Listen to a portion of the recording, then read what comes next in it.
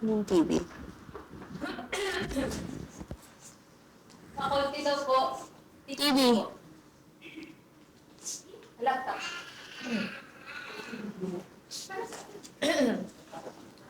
Ayan na.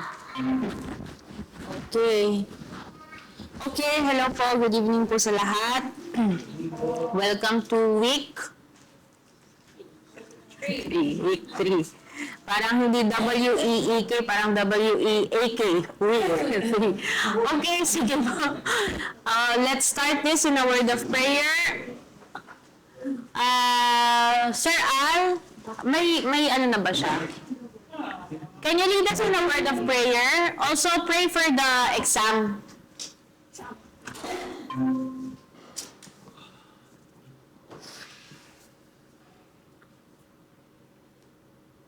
Please unmute po. Please unmute po. Ano po? Okay na po. Kung malamang hindi ko na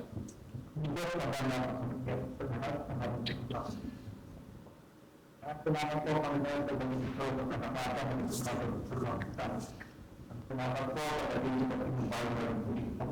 At nagkakasa ang balito. Tumakas sa mga ganito. Tumakas po kami sa aming exam.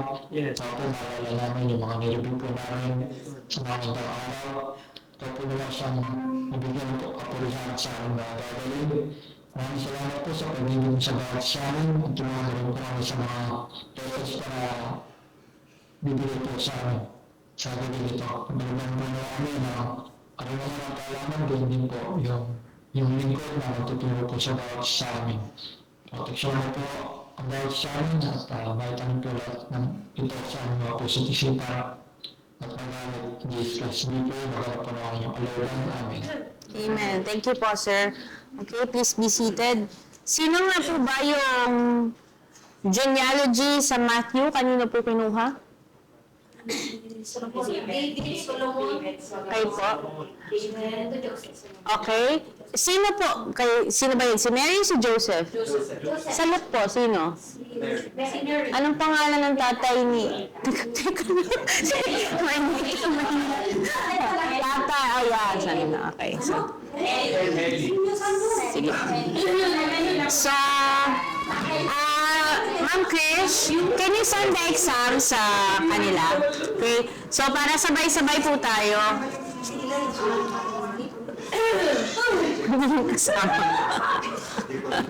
So this is 40 points. I'll be waiting kapag meron na yung online, tsaka ko lang ibibigay yung test paper para sabay-sabay po kayo, para fair, okay? So, ang sabi ko sa inyo, ilang minutes lang natin i-take, 25. After 25 minutes, magpapalit po tayo ng papel. Sinong kapalit nyo? Ayan, mag-shuffle na lang po kayong tatlo and i-record natin agad, okay? Para hindi mahirap mag-check sa bahay. So this is just 40 items. Sinabi ko po sa inyo yung week 1 is just bonus, pero sa compre yung week 1 po is important, okay? Okay na po, meron na po sila. Okay na? Okay, sige. Mag-iwan lang kayo ng isa sa akin. Thank you.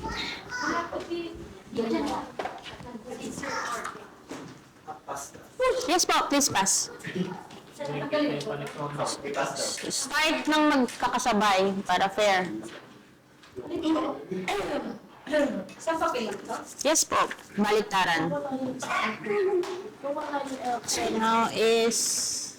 Nawala yung isa.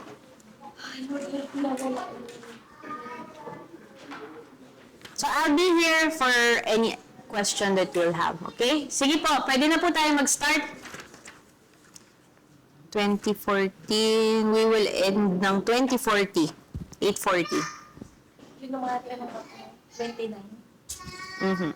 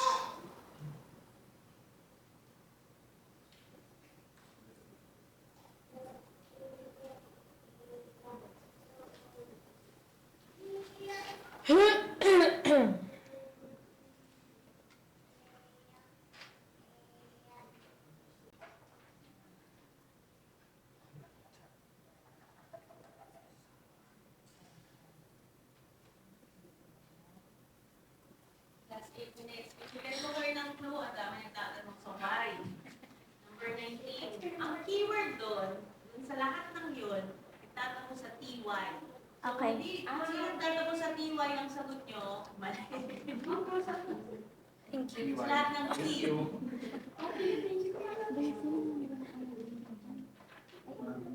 You why?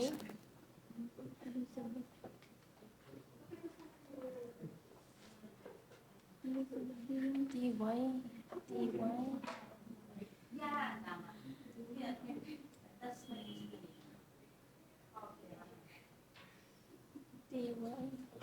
Apat na points na yun, ah. Saan na yung TY?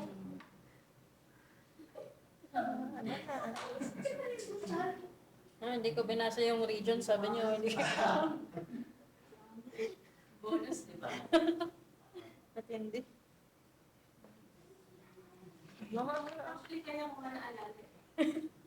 Sabi, Huwag niyo ipasa akin kasi mag-explain siya.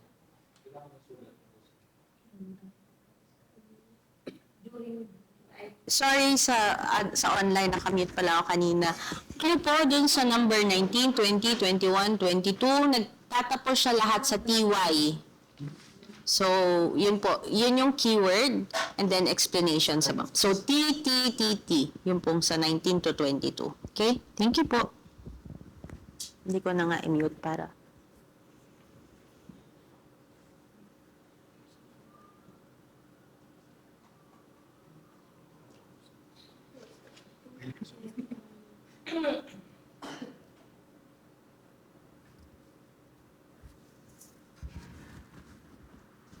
Minsan na.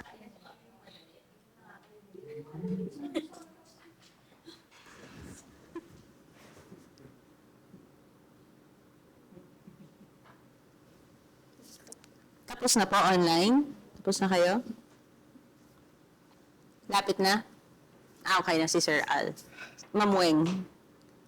Tapos na po? Okay, sige. 6 minutes pa. Kasi tatapusin natin yung lesson ngayon.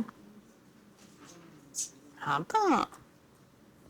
79 pages ng Sa slides. sa slides. Ang dami. 185.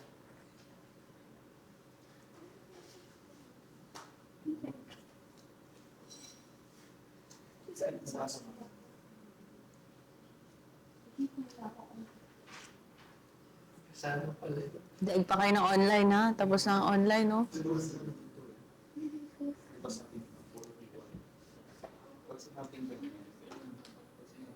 Oh, ano yan?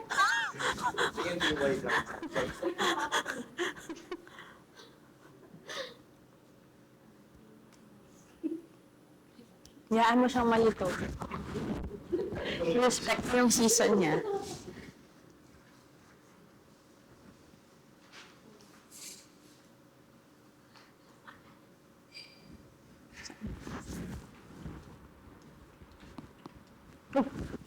Patingin.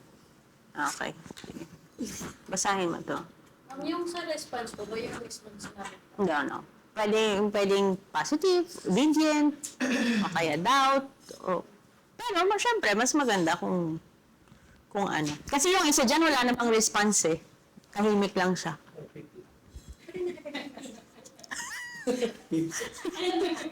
Hindi, si Pipi may sagot yan. Pero meron siya.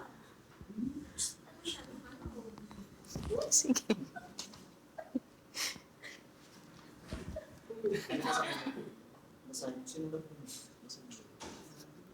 Ganyan siya ka-gracious sa inyo pag nagpapa-exam. Halos ibigay naman.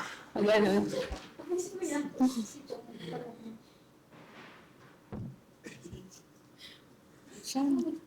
The apostle. Yung pong writer. Yung writer.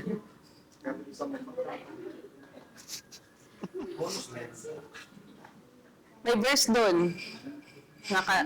Sa slide ko kinuha, hindi sa notes ko, para sure na meron kayo.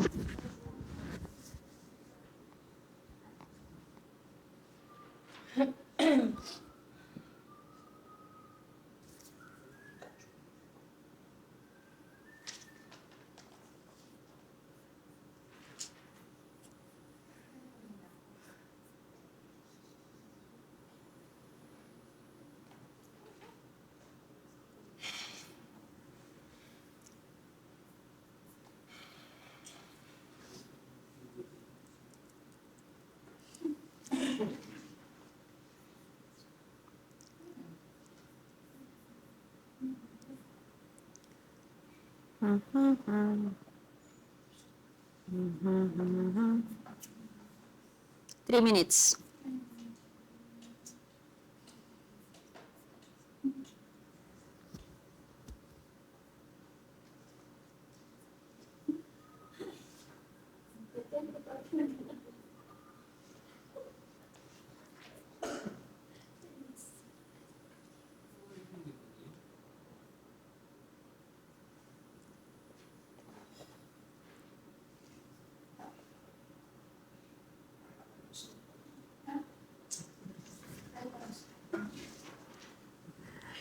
Sir, mamaya, pag nag-start tayo, pag hiningi ko po sa inyo to, punta ka sa slide 64, ha?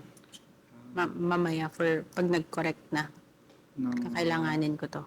Correct ng exam? Yeah, 64. Pag slide 64. 2 minutes.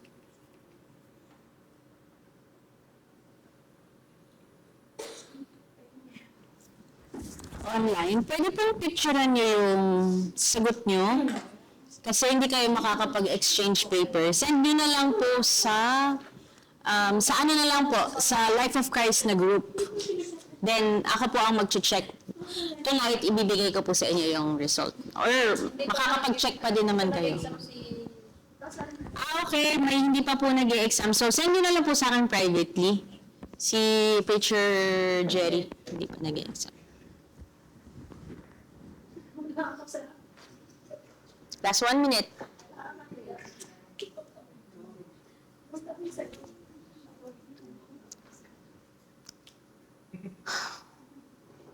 Yung correction nyo, nakasalalay sa mag-check ng papel nyo kung gracious siya o hindi.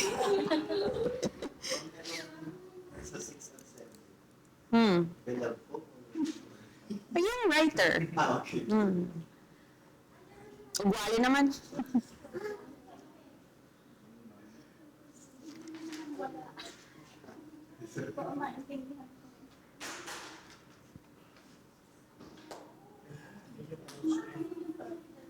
Okay. Exchange po. Mag-exchange tayo. Kapag kunwari hindi tama yung sagot, in a sense na malapit naman, pero itanong niyo po sa akin, okay? Sige po, please exchange papers. Tapos kukunin ko yung pakabait kayo sa katabi. Okay, ready? Nakapag-exchange na po lahat? Exchange po. Tayo na lang.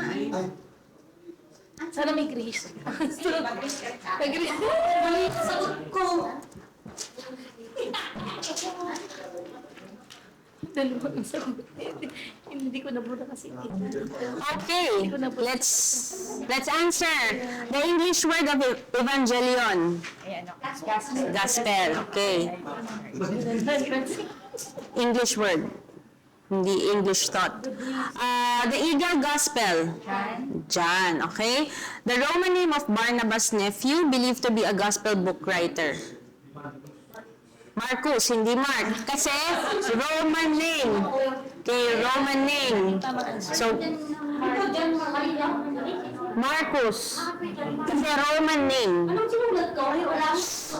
Check lang kayo ng The Greek word for straightway. Eutheos, yeah. Pwede mo lang komentaryo. Mag-focus kayo dyan sa inyo, wag sa iba. Tama kayo kamo sa online. Tama yung mga sagot natin? Okay.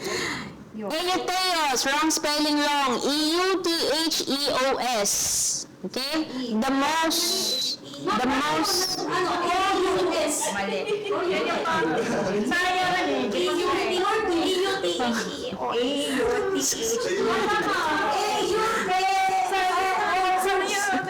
papayagan natin? Yeah. Tanungin ko yung classmate, papayag? Wrong spelling wrong? Sila. Iba na kasi. Sige, sabihin. E-U-T. Okay lang, wala akong sagutin.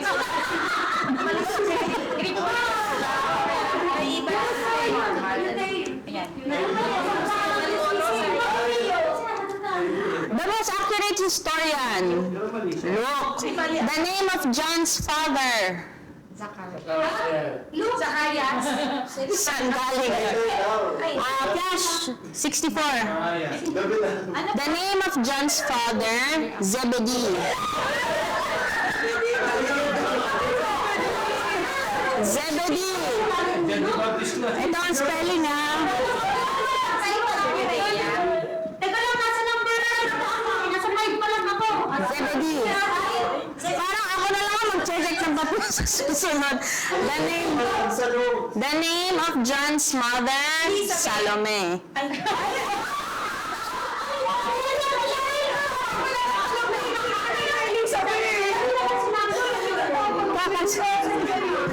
Kakasabi ko lang, di ba sinabi ko kanina si John na pinarify nyo. Okay, for sure, alam nyo kung sino lahat to. The cursed man in Jesus' genealogy. Jeconiah, yes. Anong spell? Jeconiah.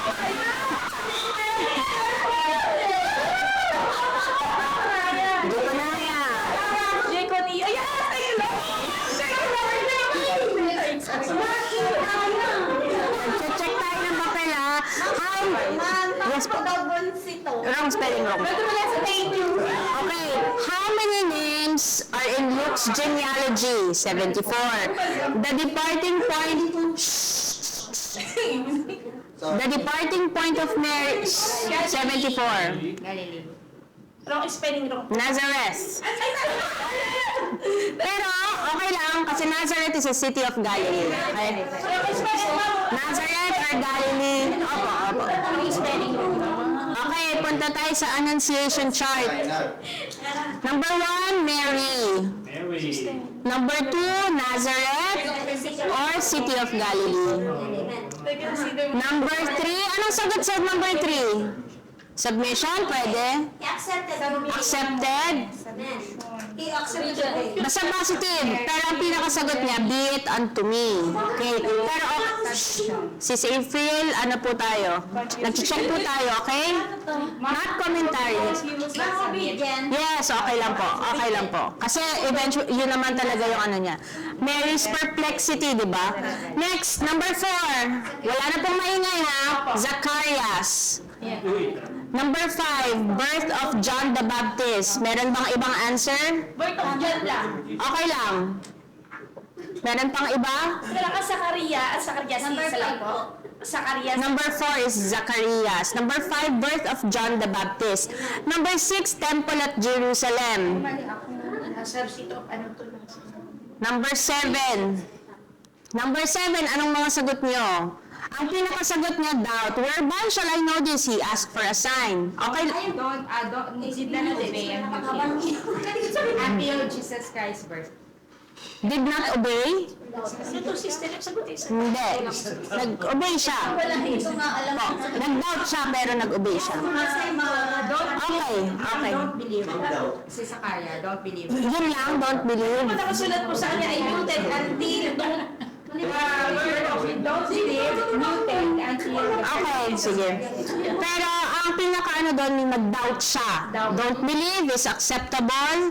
Nag-ask for a sign, it's okay. Tama. Ang pinaka-sinabi niya, whereby shall I know this? He asked for a sign. Number 8, ano po yung sagot niya sa 8? submit, he obeyed. Okay, submit, he obeyed. Okay. Any other answer? Pwede, because he obeyed. Okay? Next, ito, wala nang variation to ha. Ito lang to. Number 1, tax collector, also called Levi. Alin man doon. Okay lang. Number 2, physician, called the beloved physician. Number 3, fisherman, youngest of the apostles. Okay lang, kahit walang youngest of the apostles, basta may fisherman. Apostle, disciple, beloved by Jesus. Yun po ay description, but occupation, he is a fisherman. Okay? Number 4, king of the Jews. Pwede, king of Jew. Number 5, servant of Jehovah. Number 6, son of man. Nakalimutan ko sis. Hindi, ang man ay sa susunod. Hindi po dyan. Son of man. Number 7, son of God. Ano kasi siya eh? He was portrayed as the son of God. Okay. Number 8, lion. Number 9, ox. Number 10, man. Number 11, eagle. Number 12, powerful savior. Number 13, promised savior. 14, okay lang. Kasi parehas pa rin yung thought. 14, perfect savior. Number 15, personal savior. Parables. Number 16, 15. 17, 4. 18, 23. Number 19, royalty. Number 20, ibig sabihin, a king must have one. Number 20, anonymity, a servant needs none. 21, humanity, a perfect man should have one. 22, eternity, God has none. So, sinong chinikan niyo dun sa apostle? Matthew and John. Okay, tama si Preacher Nolly doon. Dapat po may check. Matthew. Bonus po. Ang bonus mo ay sa Matthew tsaka John. Consider. Bonus. Bonus. Basta nakuha niyo yung keyword. Take note ha, yung apostle bonus na yon. So, madami kayong bonus. Give the 5 main regions, provinces during Jesus' time. Galilee, ruled by Herod. Ito, Galilee, ruled by Herod. Number 2, ang gulo nyo. Number 2, Samaria. Pwede siyang magkabali-baliktad ha. Samaria, Judea, Decapolis, Perea. Okay? So, ruled by Roman procurator. Pag wala pong nag-rule. Okay lang. Bonus lang naman yan. So, pwede kong minusan. Tapos Palestine. Okay, so, ngayon, okay na, papunin ko na yung mga grades nyo. Total nyo na.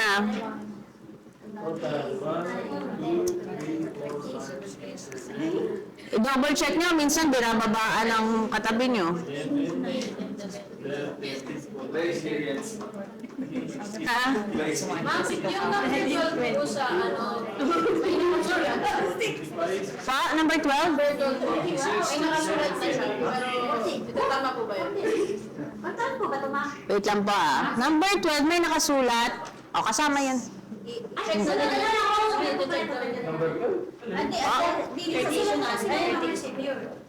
Sama nyo. Sama nyo yung bonus sa number 12. Lahat kayo tama sa 12. Kasi ano siya, bonus. Check. Okay na? Kita mo, to 40 minutes na lang ang pwede sa akin. O, sige. Sino ba? Bien, ilan? 7, 8, 9. 18. Kalosa. Baliktad ka dun sa... 39.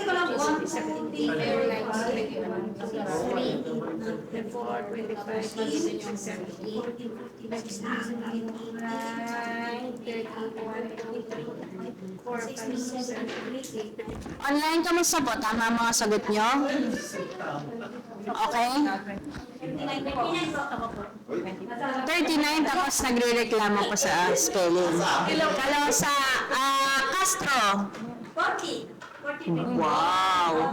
Rodriguez. Sis Laika. 22. Ako pa, 22. 22. Sis Leonie. 39. 39.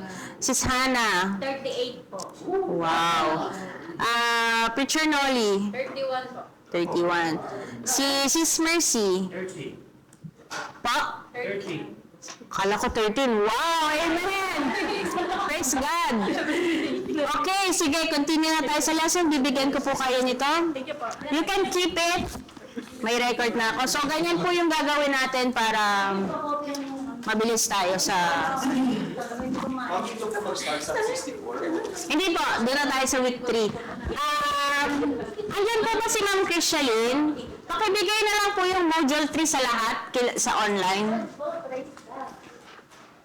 Okay, kamusta po yung exam? Madali naman, di ba? Dito po ako nahirapan, hindi ko talaga maintindihan. Okay, sige. Pero fair naman yung exam, di ba? Wala naman siyang... Yes po. Sino yung Roman name of Barnabas? Sis Leonie. Marcus. Oh. Alam ko Mark, kaya ginawa kong Roman name. Ganyan pala magpa-exam. Okay. C. English name. Apa, Mark. Yeah. Okay, saan tayo natapos? Sa Annunciation, di ba? Okay. So, nasan ba yan? Si week 3. John's Ministry. Okay, week 3, 3 songs of praise. Nandun pa yun sa module 2 nyo, kasi tatapusin natin, ano. So, Lord willing, kung papayagan nyo kung kaya nating tapusin halos, let's extend kahit 5 minutes. Okay? So, 3 songs of praise, we will just run through this kasi hindi ito yung highlight ng lesson natin. So, the praise of Elizabeth, disclaimer po ha, marami tayong mga Bible verses na babasahin ngayon. So, the praise of Elizabeth to Mary, sa Luke 1:39-45, yung sinabi niya na, blessed art thou among women and blessed is the fruit of thy womb. Diba sa Catholic, it's part of a prayer sa Hail Mary. But actually, ang tawag doon sa Song of Praise na yon is Magnificat. Okay? So, Magnificat, bakit? Kasi ang Latin, it is the Latin word for magnifies. Kasi the very first word of the song in the Latin Bible is, diba, my soul doth magnify the Lord, sabi sa Luke 1:46. So, Magnificat anima mea Dominum. So, ginawa nila, since before it's Latin, hindi pa naman Italian yung language, but Latin. So, makikita natin na yun yung tawag, Magnificat, no? Next is the praise of Mary to God, nung nalaman niya. Sabi niya, my soul doth magnify the Lord, and my spirit had rejoiced in God, my Savior. Next naman, the praise of Zacharias to God. So, makikita po natin sa Luke 1:57-59. Sa Luke 1:67, and his father, Zacharias, was filled with the Holy Ghost and prophesied, saying, blessed be the Lord God of Israel, for he hath visited and redeemed his people, and hath raised up an horn of salvation for us in the house of his servants David, as he spake by the mouth of his holy prophets, which have been since the world began. So what can we learn here? Makikita po natin na sa tatlong annunciation na yon, iba-iba yung response, di ba? But all of them ended in a song of praise. So that goes to say na even in our life, kahit tayo may mga message sa atin yung Panginoon personally, it could be that our first response is doubt. It could be that our first response is parang yung skeptical tayo, takot tayo. But if we obey just like them, they didn't understand but they obeyed, we will glorify the Lord. And we will end with a song of praise. Okay? So ngayon, punta na tayo sa Annunciation to Joseph. Nasimulan natin to ng konti. Pero we have to discuss this in detail. So, ibig sabihin ng espouse, kasi diba sa Matthew 1:18, now the birth of Jesus Christ was on this wise, when as his mother Mary was espoused to Joseph, before they came together, ibig sabihin, hindi pa sila magkasama, she was found with child of the Holy Ghost. So, ano yung problema dito? Sa verse 19, makikita mo, then Joseph, her husband. So, parang may contradiction dito. Kasi sa verse 18, they were espoused, pero hindi pa sila nagsasama. Pero may anak na si Mary. So, hindi pa sila nagsasama. Pero bakit sabi sa verse 19, then Joseph, her husband, si Joseph ang asawa niya. So, this has to do with the culture sa Israel. So, kailangan natin, explain natin ng konti, no? Ang espouse, ibig sabihin bound or betrothed or engaged to Joseph, although not actually married. Kasi ang clue dito is before they came together. Ang engagement dito sa modern generation natin, it's very different. Sa biblical customs, magkaiba kasi masyado siyang mag-asawa na kayo, pero hindi pa kayo nagsasama. Explain ko po sa inyo, sa Jewish customs, may dalawang stage ang marriage. Parang dito, may engagement, may wedding. Pero doon, meron silang tinatawag na betrothal. Ibig sabihin, the couple was legally married. Legal na. Meron na silang marriage contract. Ang tawag doon, ketubah. Kaya, di ba nakita natin sa verse 19, ang tawag sa kanya, then yung husband, kahit hindi pa sila nagsasama. So, pag dun sa engagement na yun, o dun sa betrothal na yun, hindi sila nagkasundo, breaking that covenant would require a formal divorce already, kahit di pa sila nagsasama. So, sexual relations were not yet allowed. Ngayon, part 2 naman, marriage consummation, ang tawag dyan ay nisuin. Ito na yung pinaka-ceremony. So, the groom took the bride to his home, the marriage was completed, at magsasama na sila bilang husband and wife. Ngayon, kapag nagsama na sila, after yung betrothal na yun, kinasal na sila in a sense na nag-sleeping na sila.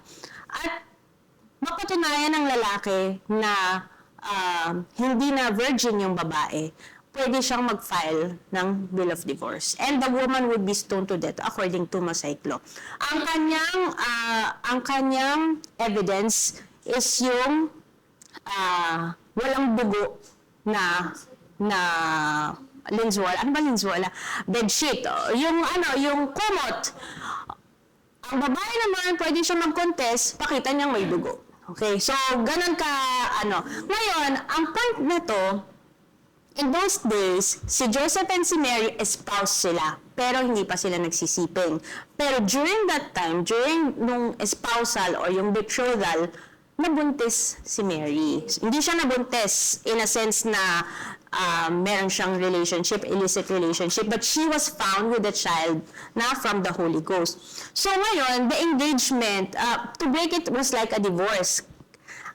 She was found with the child kapag si Joseph hindi siya nag-respond doon sa annunciation ni Gabriel, marami siyang repercussion. Kasi pwedeng ma-charge si Mary ng adultery according to Mosaic law. And just imagine this, if ang gagawin ni Joseph is, may tatlong bagay siyang option dito, no? He could put Mary away publicly and get a bill of divorcement. It would be a public matter. Pero mapapansin niyo dun sa verse 19, Matthew 1:19. After nun, then Joseph, her husband, being a just man and not willing to make her a public example, was minded to put her away privily. Ibig sabihin, yung sikreto, hindi na niya iskandalohin. Okay? Ngayon, number 2, he could put her away privately by giving her a bill of divorcement without stating a cause. Ito yung initially na gustong gawin ni Joseph, na hindi kita papanagutan, pero hindi kita dadalhin sa hukom. Okay? Para hindi ka ma-stone to death. So, no public announcement.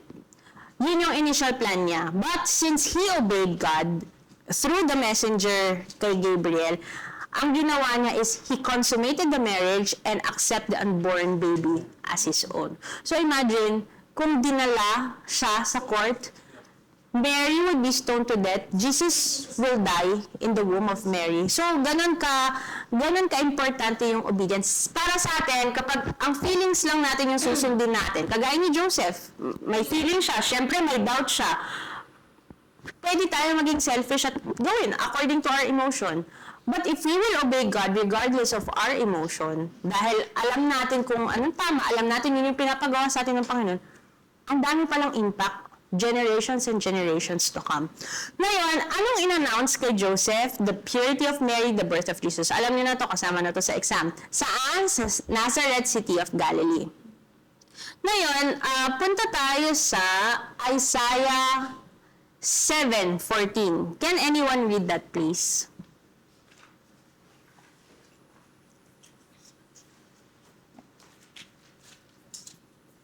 Isaiah 7. Yes po. 14. Ay.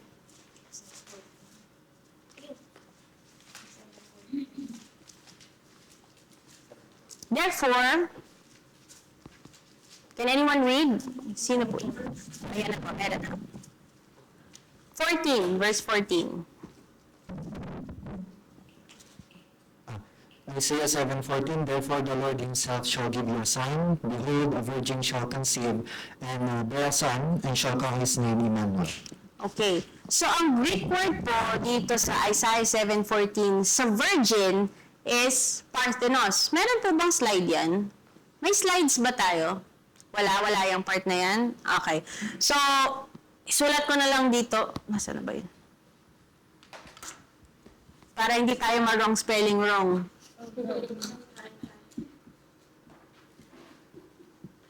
Parthenos. Okay. Ang ibig sabihin niyan ay virgin. Okay. So, ang ibig sabihin ng virgin, kagaya pa rin naman sa ngayon, without exception, refers to a young girl totally devoid of sexual experience. Okay?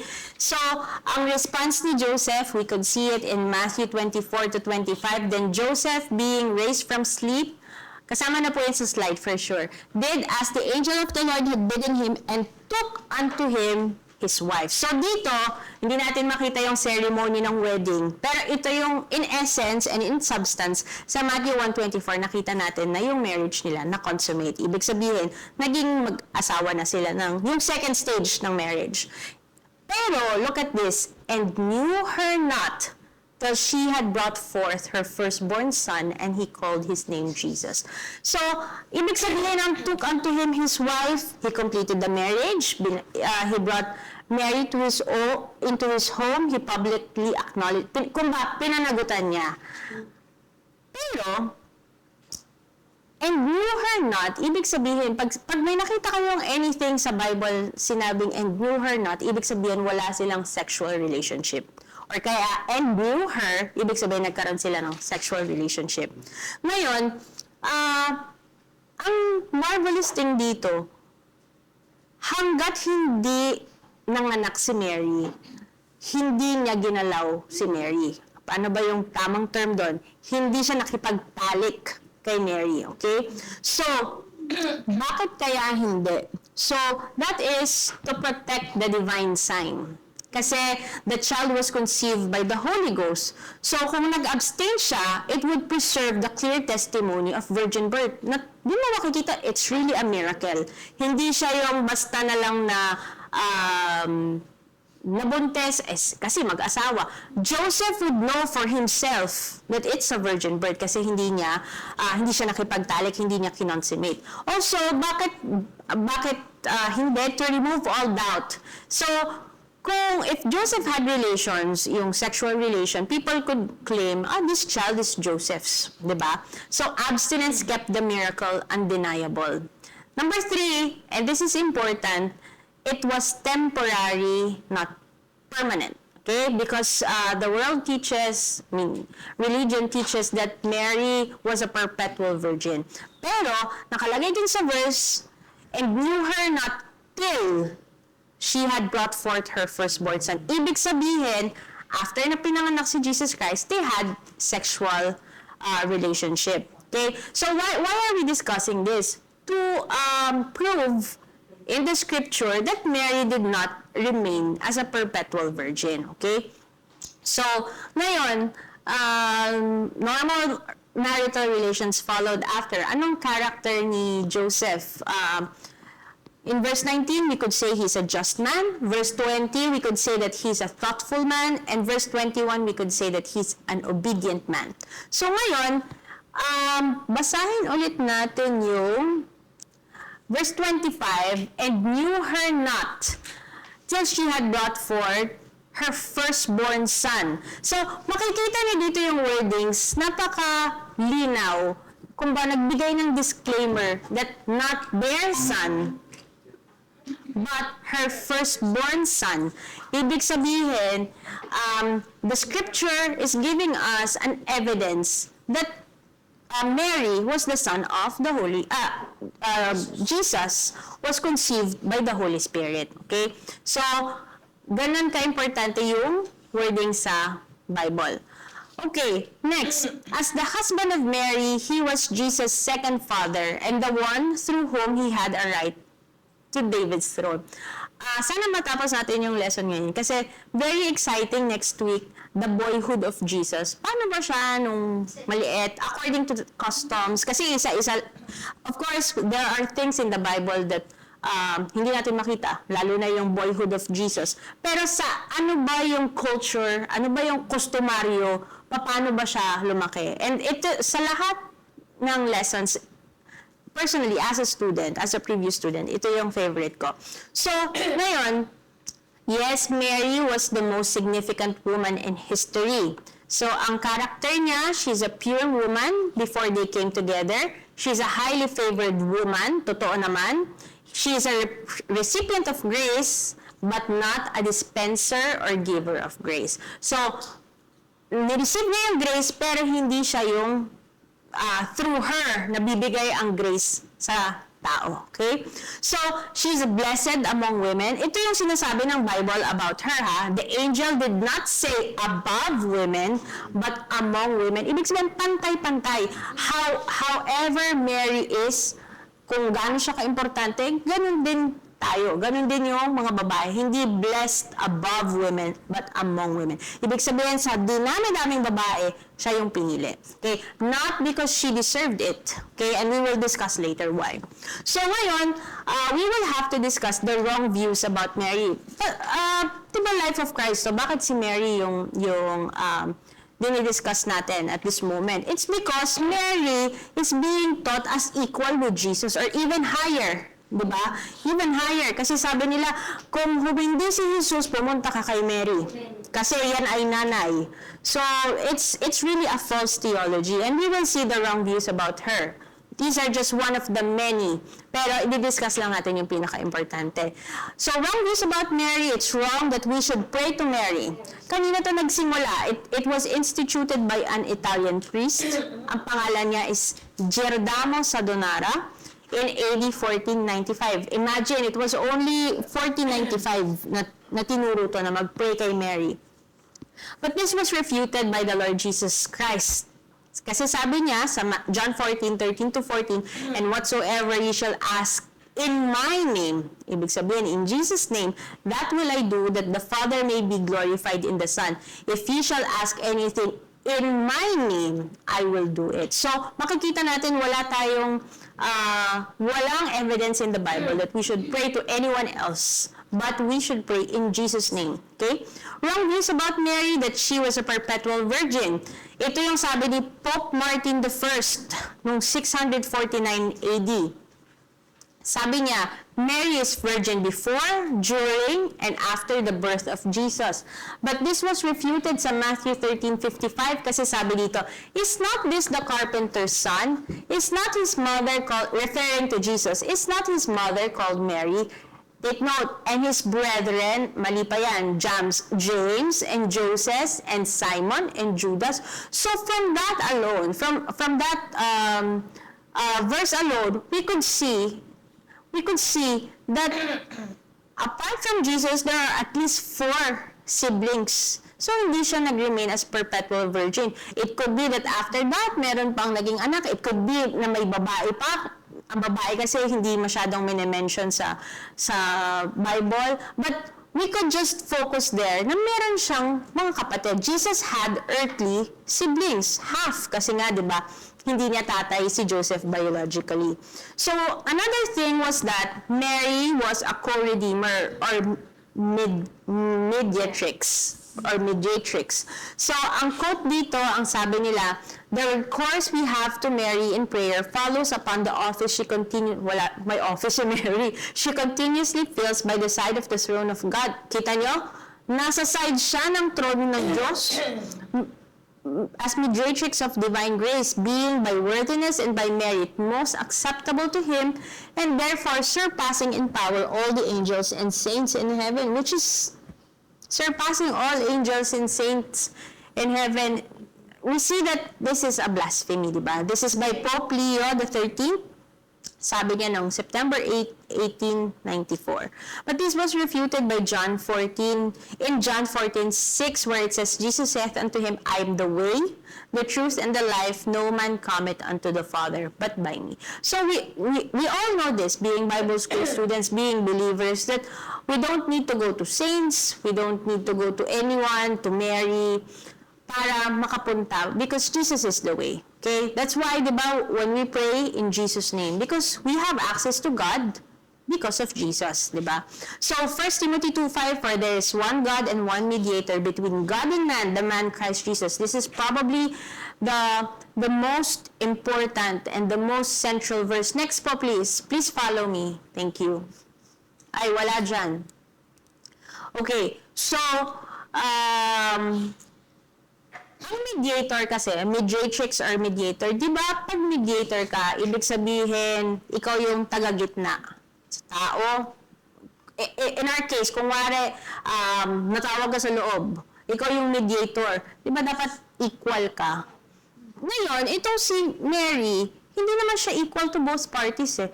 Paano ka mag-mediate sa tao at sa Diyos kung hindi mo naman kapantay ang Diyos? Ang kapantay mo lang ay tao. Kaya kinailangan siyang itaas o pabanguhin ng relihiyon para gawin siyang mediator. Okay? Kasi, for example, makakapag-mediate ka ba kung kausap mo boss, yung CEO ng company, tapos ikaw manggagawa yung, kung wari, nasa stage ka pa lang, nag-OJT ka pa lang, pwede ka bang, hili ka, lapit tayo doon, mag-ano tayo? Hindi, kailangan mo rin ng kailangan mo rin ng, you also need that. Wala kang influence kasi hindi kayo magkapantay. One news about Mary, that Mary was immaculate conceived. Kaya may sinasabi tayong immaculate conception. So, ang dogma nito is the unique privilege by which the Virgin Mary was conceived in her mother's womb without the stain of original sin. Na sa lahat-lahat, siya ay hindi siya nanggaling sa binhi ng kasalanan. Which is not true. Ano pangalan ng tatay niya? Okay, Hilay. Si Hilay, di ba, meron siyang meron siyang sin, of course, kasi ang pinanggalingan niya sino? Pa? Na yung pinaka, Adam, di ba? Kanina nanggaling. So, pasa-pasa. Hanggang kay Hilay, hanggang kay Mary. So, the Catholic Church teaches the Blessed Virgin Mary was born without original sin because she too was conceived without original sin. That's not true. Okay? Kasi sabi sa Bible, Romans 3:23, for all have sinned and come short of the glory of God. All means all. Walang exception. So, truths about Mary, anong sinasabi ng Bible about her? And then, end na tayo sa module 2. Sabi sa Bible, Mary is a sinner, just like us, who needs a Savior. In fact, sa Luke 1:46, Mary said, my soul doth magnify the Lord, and my spirit hath rejoiced in God, my Savior. So, here we see Mary magnified Jesus as Lord. And Mary magnified Jesus as her Savior. So, kung siya mismo, sinabi niyang, my Savior, kailangan niya maligtas. At saan siya maliligtas? Of course, it's not just the Roman Empire. Maligtas sa kasalanan. So, yun pa lang makikita natin, ano? So, that was the end of Module 2. Punta tayo sa Module 3. Dito pa lang ang life of Christ. Okay. So, ano pa lang, mga accessory pa lang yung introduction na mahaba. 3 weeks na introduction. So, Jesus. Uy, sana matapos natin. Jesus, ang Greek name ni Jesus ay Yesuos. Yesuos. Jesus, ang ibig niya sabihin, for He shall save His people from their sins, or Savior. Ang Hebrew name naman niya, Yeshua, or Yehoshua. The Lord shall save. O, picturean niyo na yung spelling. Yeshua, may or naman yan. So, alin man sa dalawa pwede. The Lord shall save. Okay? So, ngayon, meron pang isa na i-discuss tayo, Emmanuel or Emmanuel, which means God with us. So, tanungin ko kayo, ano ba talaga, Jesus or Emmanuel? So, bakit kung sa Isaiah sinabi na His name shall be called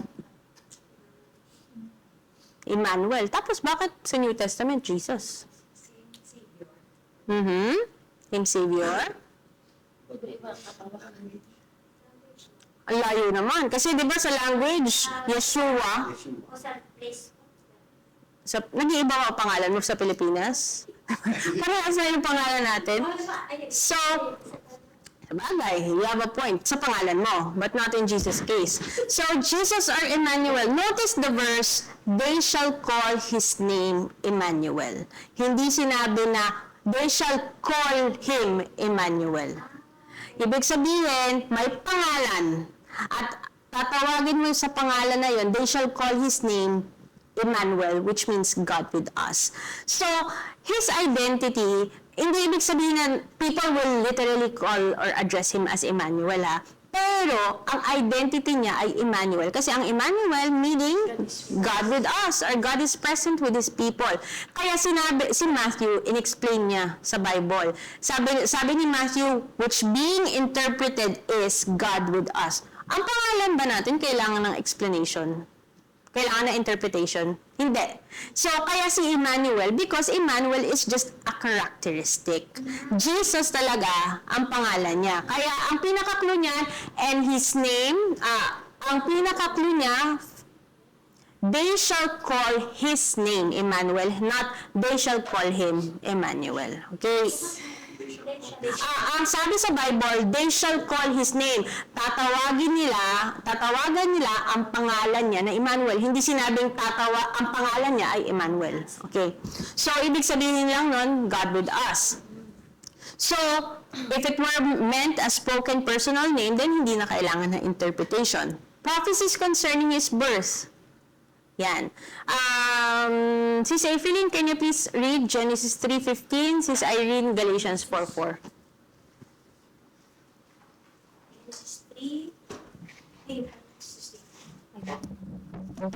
Genesis 3:15, and I will put enmity between thee and the woman, and between thy seed and her seed. It shall bruise thy head, and thou shalt bruise his heel. Thank you. Galatians 4:4. Galatians 4:4, but when the fullness of the time was come, God sent forth His Son, made of a woman, made under the law. Namnamin po natin yung bawat verse, ha? So, ang prophecy dito, the Redeemer will be born of a woman. Next po, Isaiah 7:14, Brother Enzo. Next po, si Sis Leonie.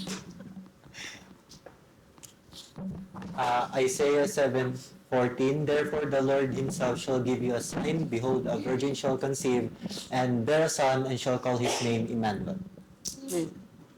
Next po, Matthew 1:23. Matthew 1:23, behold, the virgin shall be with child, and shall bring forth a son, and they shall call his name Emmanuel, which being interpreted is God with us. Amen. So makita niyo, shall call His name, not His name shall be. Okay. Ngayon, ang prophecy dito sa Isaiah 7:14, Take note ha, baka lumabas sa exam. Yung isa, yung previous slide please. Genesis 3:15 and Galatians 4:4, ang prophecy niyan, the Redeemer will be born of a woman. Okay? Ang prophecy naman sa Isaiah 7:14 and Matthew 1:23, ang prophecy naman yan is the virgin birth of Jesus. Okay? Ngayon, next po, punta tayo sa events of the incarnation. Luke 2:1-4, Sis Laika, please read. Yes po. Luke 2, verses 1-4. And it came to pass in those days that there went out a decree from Caesar Augustus that all the world should be taxed.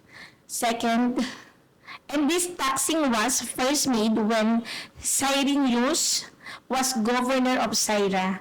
Syria.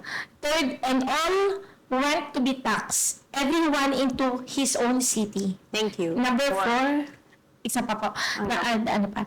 And Joseph also went up from Galilee, out of the city of Nazareth, into Judea, unto the city of David, which is called Bethlehem, because he was of the house and lineage of David. 5, to be taxed with Mary is espoused wife, being great with child. 6. Asa na po ang 6? Wala na po. 5 lang. 5 yan. Thank you. So, makikita natin yung setting dito, no? So, makikita natin, and it came to pass in those days, nagkaroon ng decree from Caesar Augustus. Nakikita niyo ba yung bawat lesson natin connected sa lesson 1? So, bakit nagkaroon ng Roman procurator? So, nagko-connect po siya. Ngayon, since ang Israel is under siya ng Roman Empire during this time, si Caesar Augustus naman, sabi niya, lahat ay dapat mag-tax. Pag sinabing all the world, this was, hindi naman siya exaggeration, pero kasi, yung Roman Empire, halos yung mundo na ano nila. So, all the known world, kasi hindi, like Philippines, hindi pa naman siya na-discover during that time, di ba? Yung all the known world should be taxed. So, lahat ng under ng Roman Empire. At si Cyrenius daw, yung governor of Syria, take note, hindi siya Syrian, but he's a Roman na governor siya sa Syria. Nagkaroon siya ng taxing. Taxing, ibig sabihin, yung magta-tax, magbabayad ka ng buwis.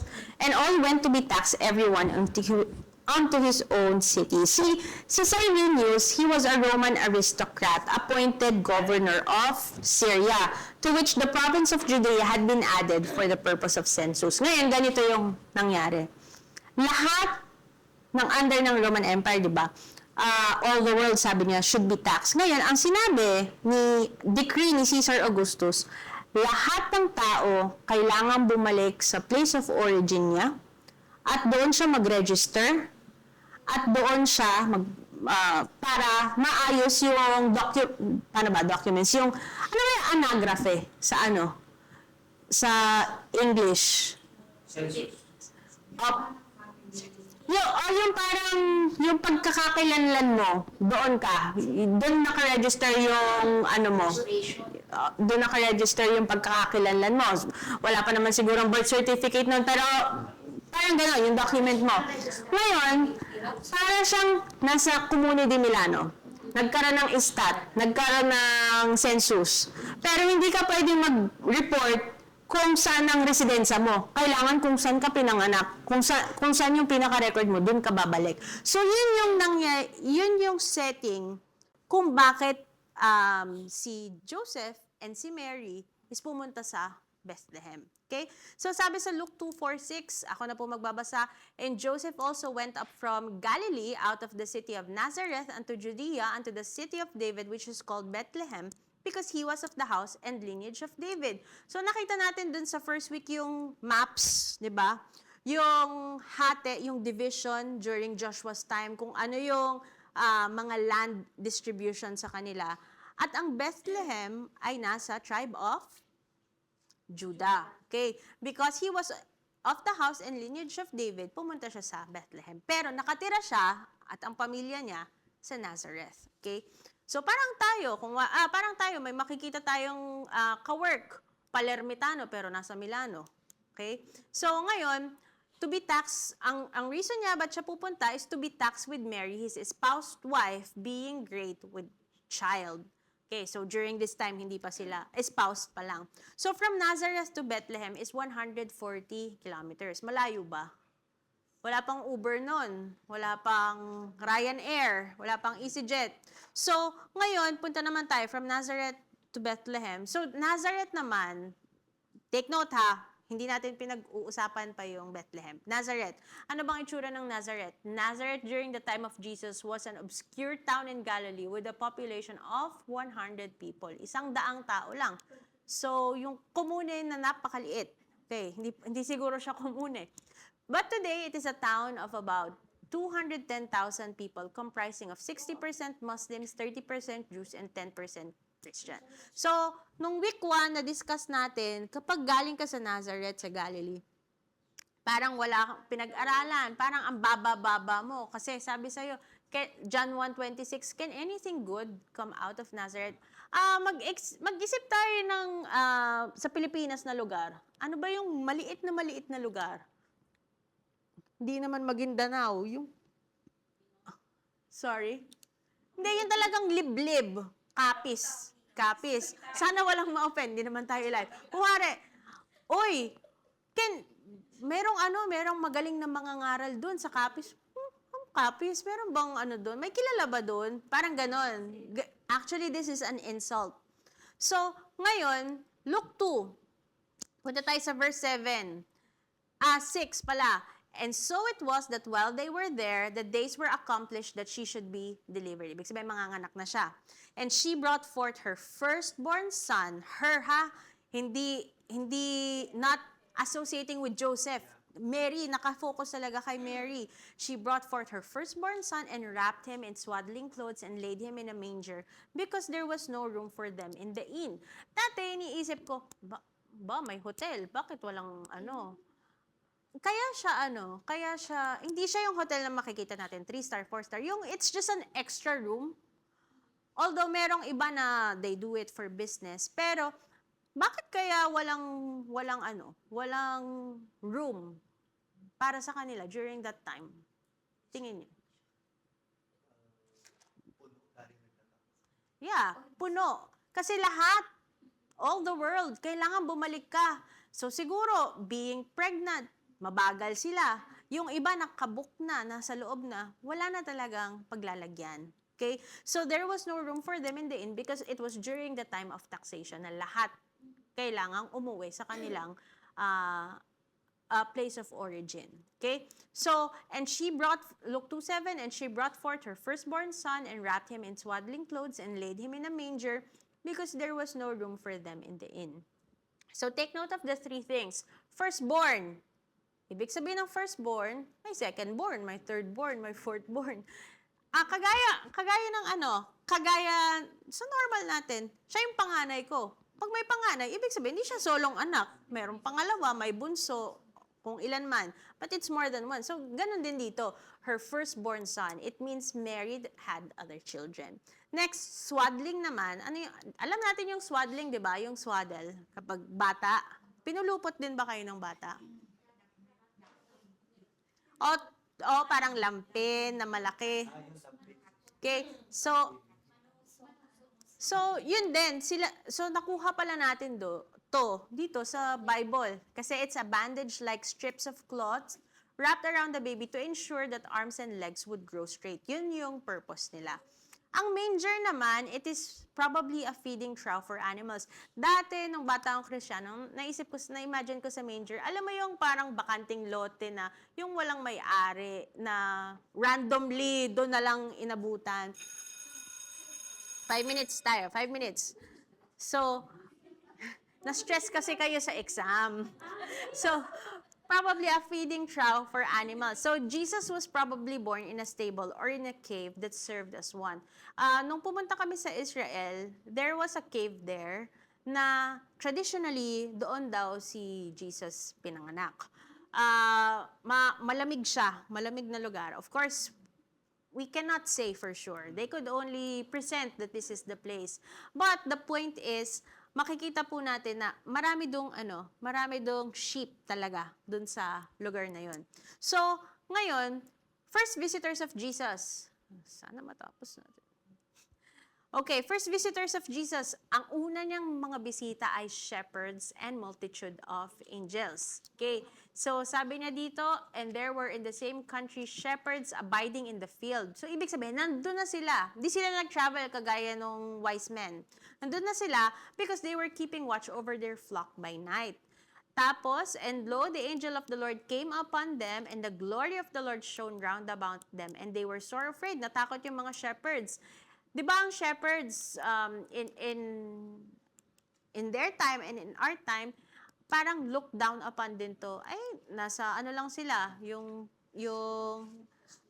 hindi professional in a sense na yung mundong tinitignan natin, ano. So, pero sa kanila, unang pinakita. Sila ang unang nakakita, not even the wise men. So ngayon, sabi dito, for unto you is born this day in the city of David a Savior, which is Christ the Lord. So, ang galing nung sinabi ng angel, hindi siya sinabi sa parable, sa proverb, plainly sinabi. Why? So there's no room of doubt. Hindi kailangan na i-allegorize ba to? Kagaya yung ginagawa niyo sa Methods of Bible Study, ano ba to? So, plainly sinabi. Okay? Pero binigyan sila ng sign, and this shall be a sign unto you. You shall find the babe wrapped in swaddling clothes lying in a manger. At pagkatapos nun, verse 13, and suddenly there was with the angel a multitude of the heavenly hosts of praising God and saying, Glory to God in the highest, and on earth peace, goodwill toward men. Tapos, punta tayo sa Luke 2:15-16, yung kasunod. And it came to pass as the angels were gone away, umalis na yung mga angels, from them into heaven, the shepherds said one to another. Ito yung sabi ng shepherds, let us now go, even unto Bethlehem, and see these things which is come to pass, which the Lord hath made known to us. So, punta tayo sa Bethlehem. Hindi sila kagaya ng wise men that from the east, na malayo, okay? So, sabi niya, let us now go. And they came with haste, nagmamadali sila, at nakita nila. They found Mary and Joseph and the babe lying in a manger. Ibig sabihin, wala pa sila sa bahay, hindi kagaya ng wise men. Nandun pa sa manger, nandun pa sa sabsaban. And when they had seen it, they made known abroad the saying which was told them concerning the child. So, makikita po natin dito, no? Ang una na nag-proclaim about Jesus' birth, hindi hari, shepherds. Okay? So, it's really a wonderful thing to be one. Na, alam mo yung lowly things in this world, but with God, sa Panginoon, yung mababa gagamitin niya para i-confound yung wise, kagaya ng sabi sa Bible, no? So, ngayon, nasa na ba tayo? Okay. Yan. So makikita nyo dito yung prophecies concerning His birthplace. Hindi lang prophesy kung anong pangalan. Precisely sinabi pa kung saan siya papanganak, which is in Bethlehem. Ang Bethlehem, ang ibig sabihin, the house of bread. And you remember,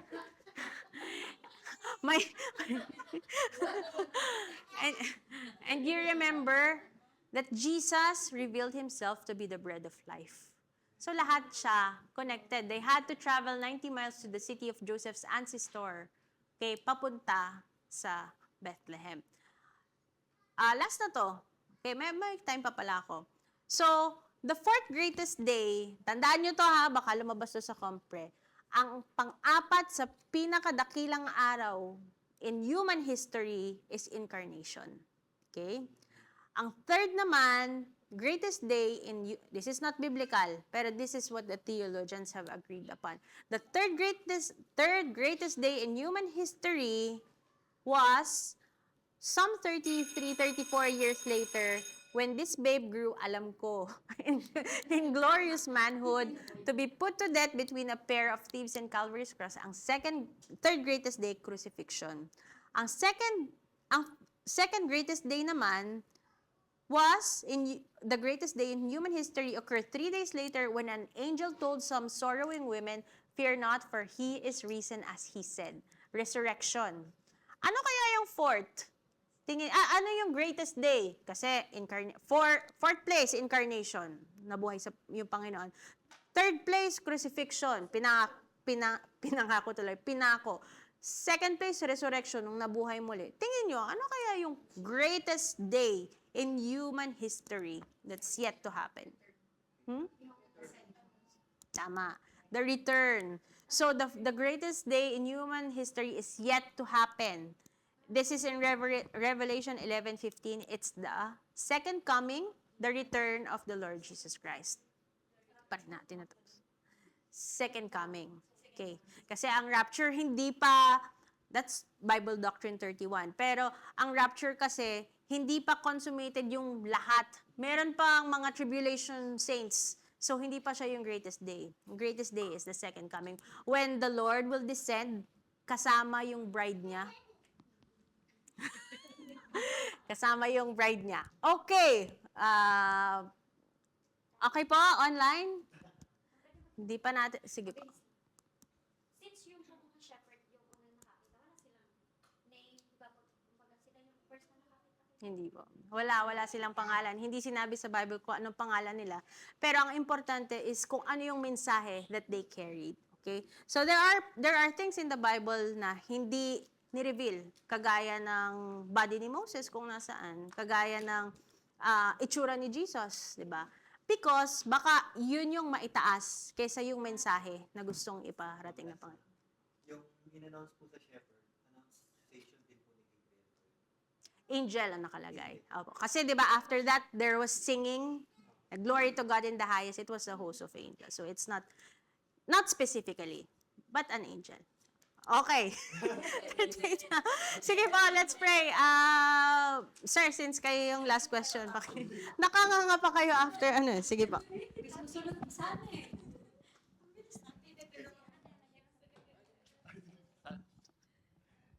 Sige po, let's pray. Lord God, Heavenly Father, maraming salamat, Panginoon, sa gabing ito na kami po muli ay may natutunan, Panginoon, sa kung paano, Panginoon, ang inyo pong orchestration, Panginoon, sa preparation, Panginoon, ng kapanganakan, Panginoon, ng amin pong Diyos sa kapagligtas, Panginoong Jesucristo. Lord, we continue to praise you and magnify you, Panginoon, sa inyo pong ginawa. Panginoon, maraming salamat sa tagapagligtas na binigay nyo sa amin, Panginoon. Maraming salamat din, Panginoon, sa natapos na quiz. Maraming salamat, Panginoon, sa pinaalala nyo sa amin, Panginoon, yung mga napag-aralan namin. Nagawa po namin ang amin pong best. At nawa, Panginoon, kayo po ang nag-glorify, Panginoon. Lord, we pray na tulungan nyo po kaming may apply ito sa amin pong buhay. At kayo din po, Panginoon, ang mag-glorify, Panginoon, through our learnings, Panginoon. Maraming salamat din, Panginoon, sa mga teachers. Continue, O Lord, to enable them and extend, Panginoon, ang inyo pong enabling strength and grace, Panginoon, sa kanila as they study, Panginoon. Maraming salamat po muli. Protektahan nyo po kami sa amin pong pagsamantalang pag-iwalay. In Christ's name we pray. Amen. Thank you po. May request, pag-pray nyo kami bukas.